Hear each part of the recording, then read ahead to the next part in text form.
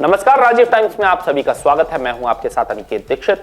इंदौर में बीजेपी में शामिल होने के बाद राकेश सिंह यादव ने प्रेस कॉन्फ्रेंस कर कांग्रेस और जीतू पटवारी पर निशाना साधा।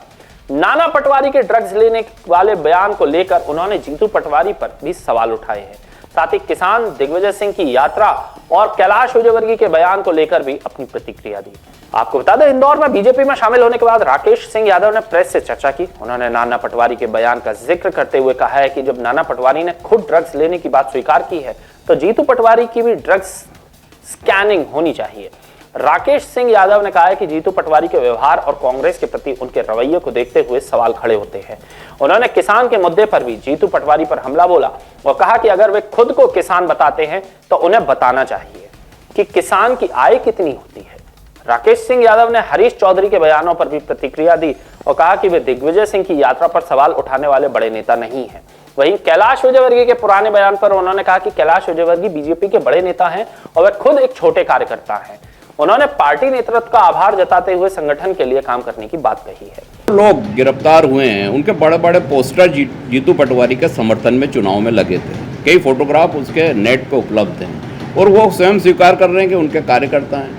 तो अब जो साइक्लोथॉन कर रहे हैं उसमें मुझे लगता है युवाओं को सबसे ज़्यादा ड्रग्स से प्रभावित हैं। तो ऐसा तो नहीं उसमें ड्रग्स बेचने का धंधा भी करते हो और उन्हीं लोगों को इस साइक्लोथॉन में शामिल कर रहे हो, एक पीढ़ी को, जैन जी को बर्बाद करने की कोशिश हो। तो सबसे पहले जीतू पटवारी को अपना घर ठीक करें, फिर बाद में सरकार बनाने की बात करें या कांग्रेस की बात करें जिसका घर ही ऐसा है। तो राहुल गांधी जी को एक बार विचार करना चाहिए कि कैसे व्यक्ति को मध्य प्रदेश का अध्यक्ष बना रखा है, जिसका भाई ड्रग एडिक्ट है, जो स्वयं संभावना है कि ड्रग एडिक्ट है, झूठे आरोप, बिना तथ्यों के आरोप लगाता है और दावा करता है कि वो युवाओं का नेता है, किसान है, जबकि उनके आईटी रिटर्न में जो इनकम आ रही है वो किसान की इनकम तो बहुत गायब है, कमर्शियल इनकम है। 12 कंपनियां उनकी है जिसमें भरत पटवारी डायरेक्टर है। वो लिस्ट में एक आध दिन में जारी करूँगा। क्या करती हैं कंपनियाँ? कहीं ऐसा तो नहीं कि ड्रग्स के व्यवसाय में ही लिप्त हों? अलग अलग ऊर्जा की कंपनी अलग है, फाइनेंस की कंपनी अलग है, लैंड की कंपनी अलग है, ट्रेजर आइलैंड के नाम से कंपनी अलग है। तो क्या खेल है? और कहीं ना कहीं एक ट्रेजर आइलैंड में बहुत बड़ा खेल है जिसकी जानकारी बहुत जल्द सामने आएगी। देखिए, अगर वो अपने आप को किसान पुत्र बोलते हैं तो किसान की कितनी इनकम होती है? तो इनके पास डिफेंडर और इतनी गाड़ियाँ का दान धर्म में आ गई। आपके प्रतिपक्ष नेता उमंग सिंगार, कोई आदिवासी आपने डिफेंडर में चलता हुआ देखा मध्य प्रदेश में? क्या स्थिति रहती है? तो चांदी का चम्मच लेके पैदा हुए हैं, अपने आप को नेता बोलते हैं, वो तीनों डिफेंडर के मालिक हैं। हरीश चौधरी अगर बोल रहे हैं कि ऐसा नहीं है तो फिर सबूत दे दीजिए कि ऐसा नहीं है। आपके पास जो डिफेंडर गुड़गांव से आपने उठाई है और वहाँ लेके गए हैं, जिन तारीखों में उठी है, वो तो सब डिटेल सामने आ जाएगी। राकेश यादव भाजपा में जब गया, जब जीतू पटवारी जैसे नाकाबिल नेता ने और हरीश चौधरी जैसे ब्रोकर ने, प्रॉपर्टी ब्रोकर इसके शपथ पत्र में, इसका धंधा प्रॉपर्टी की ब्रोकरी करना है बयातू में, कोई खानदानी इनका काम नहीं है कि ये बहुत अच्छे परिवार से हैं, प्रॉपर्टी की दलाली करके नेता बने हैं। वो मुझे बोल रहे हैं कि मैं बीजेपी में जाने के बाद बोल रहा हूँ, मैंने कांग्रेस में रह के भी यही बोला था कि आप नाकाबिल हो। पंजाब में आपने पैसे लिए, आपको होटल में धक्के मार के निकाला गया। यही लोग थे, चन्नी और अभी जो लोग मौजूद हैं, इनके टिकट बेचे थे आपने, गूगल पे मौजूद है। वो भी क्या आरोप झूठा है? पूरी मीडिया झूठी है और मीडिया को प्रतिबंधित कर देगा जीतू पटवारी सच नहीं है तो। लाओ 500 करोड़ के कागज जो उज्जैन का आरोप लगाया था मुख्यमंत्री जी के खिलाफ, बताओ। नहीं तो 100 बार माफ़ी मांगना पड़ेगी हरीश चौधरी जी और जीतू पटवारी जी। आप अगर माफ़ी नहीं मांगेंगे तो हर जगह सवाल आपके सामने खड़ा रहेगा और भागने से कुछ नहीं होगा।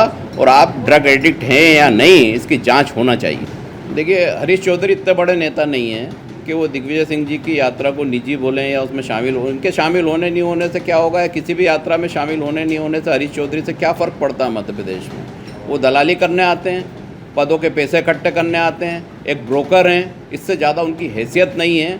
और आम कार्यकर्ता तो मेरे ख्याल से कांग्रेस का कोई उनको जानता ही नहीं है। स्टारबक की काफ़ी पीने वाला, ड्रग्स के मामले में जो सारी बातें मैंने बोली उसकी जांच होना चाहिए। तो निश्चित तौर पे वो व्यक्ति संदिग्ध है। उसकी गोपनीय यात्रा है मध्य प्रदेश में, उस बयातू क्षेत्र का विधायक होने के कारण जहाँ से सबसे ज़्यादा ड्रग सप्लायर हैं वो पकड़ा है अभी हाल ही में 23, 24, 25 में। तो क्या वजह है कि ये बार बार मध्य प्रदेश आके महंगे होटलों में ठहर के गायब हो जाते हैं? कहीं पूरा खेल ड्रग पेडलरों के साथ तो इन्वॉल्व नहीं है? जांच होगी और जांच निश्चित होना। नहीं, मैं हरीश चौधरी को नेता ही नहीं मानता तो बात ही खत्म हो गई। हरीश चौधरी कौन? एक क्षेत्रीय विधायक, एक छोटा सा नेता। उनको राहुल गांधी जी ने अपना कहते हैं कि जो पैसे उगाते हैं केसी वेणुगोपाल, उसका एजेंट बना रखा। उसके लिए वो आते हैं, उनका कोई महत्व नहीं। छोटा सा उदाहरण से मैं आपको समझा देता हूँ। किसी बैंक में घोटाला हो जाता है तो उस बैंक में घोटाला होता है तो उसका कैशियर या बैंक मैनेजर दोषी होता है शाखा का। वित्त मंत्री या जो गवर्नर है रिजर्व बैंक का, वो दोषी नहीं होता। तो शायद समझ नहीं है हरीश चौधरी में कि किस विषय पे क्या बोलना। थोड़ा पढ़ा लिखा करेंगे और ड्रग्स से बाहर आएंगे तो समझ में आएगा कि क्या है। देखिए, सिर्फ गुणगान गाने से नहीं होता है। भगवान राम तो सबके हैं। उनके पूजा स्थल पर जाके अपना आत्मचिंतन करने से भगवान राम की प्रतिमा स्पष्ट होती है। लेकिन अगर सिर्फ वो दावे करते रहेंगे इस तरीके, तो निश्चित तौर पे सच सामने बार बार आएगा और वो निरुत्तर हो जाएंगे। और वही स्थिति उनकी बार बार हो रही है।